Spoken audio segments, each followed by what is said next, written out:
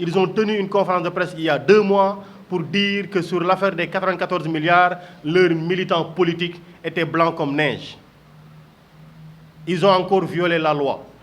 Qu'est-ce qu'ils doivent aujourd'hui nous apprendre en termes de respect de la loi? Si de gros gaillards, payés avec des millions, se permettent toujours de montrer qu'ils ne respectent pas les lois qu'ils veulent que les Sénégalais respectent. Voilà une question pour laquelle nous n'avons pas encore trouvé réponse. Ils veulent qu'on les respecte, il faut qu'ils commencent à respecter la loi. Pendant ce temps, je rappelle à l'attention des Sénégalais et à l'attention de ceux qui regardent le travail de l'Assemblée nationale, il y a 29 milliards perdus dans l'affaire du Prodac. C'est un de leurs militants. Pourquoi est-ce qu'ils n'ouvrent pas d'enquête parlementaire?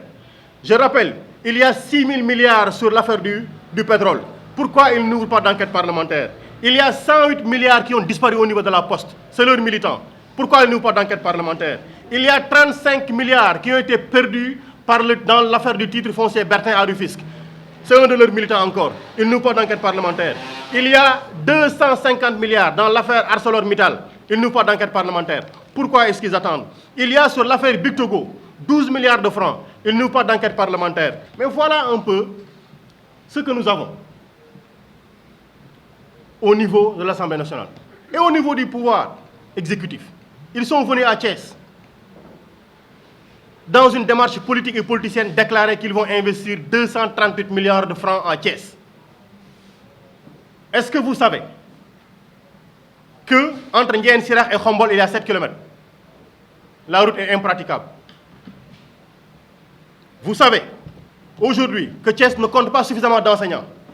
Donc il y a des classes au niveau des départements multigrades. Et que dans la ville, c'est le système du double flux. Qu'est-ce qu'on donne à nos jeunes?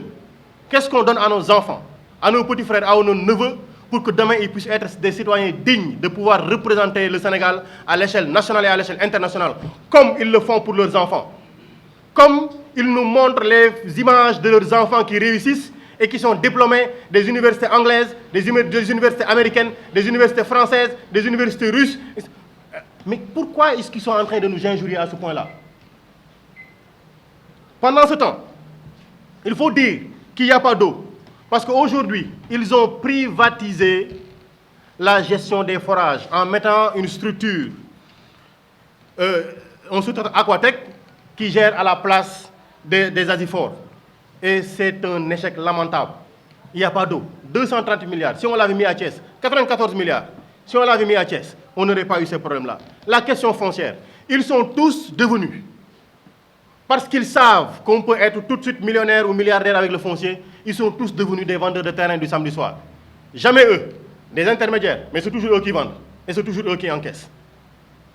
Mais ça, c'est des réelles préoccupations que nous avons. Ces problèmes-là, on les rencontre à Toubatoul, à Thiénaba, à Noto, etc. On les rencontre un peu partout. Je rappelle que aujourd'hui, avec le problème de l'emploi, 94 milliards investis à Thiès, ou 238 milliards investis à Thiès, on n'aurait pas des jeunes qui se font tuer avec les Jakarta. Ils sont tous devenus ce qu'on appelle vulgairement Jakartaman. Voilà ce qu'ils nous laissent. Ah, les jeunes de Thiès, ils ne méritent pas d'avoir des emplois dignes de son nom. Voilà ce qu'ils sont en train de nous dire.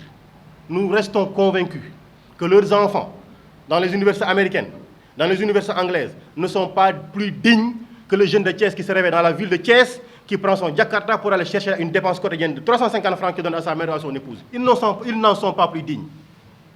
Absolument pas. Voilà pourquoi on le dit. Nous n'accepterons pas qu'il touche à un seul cheveu de Ousmane Sonko. Et comme nous l'avons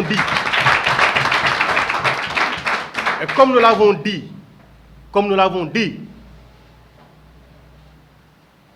nous allons nous construire en part.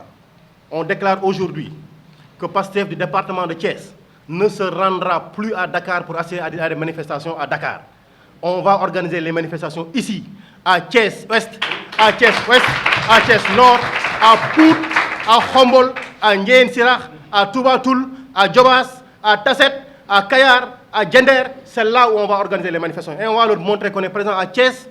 Ce que les gens sont capables de faire à Dakar, nous sommes capables de le faire entièrement à Thiès et de démontrer qu'ils ne toucheront pas à Ousmane Sonko. Et nous allons utiliser, comme nous l'avons dit, l'intégralité, l'entièreté et la totalité des moyens de droit que la loi met entre nos mains pour défendre Ousmane Sonko et le projet PASTEF. Nous vous remercions.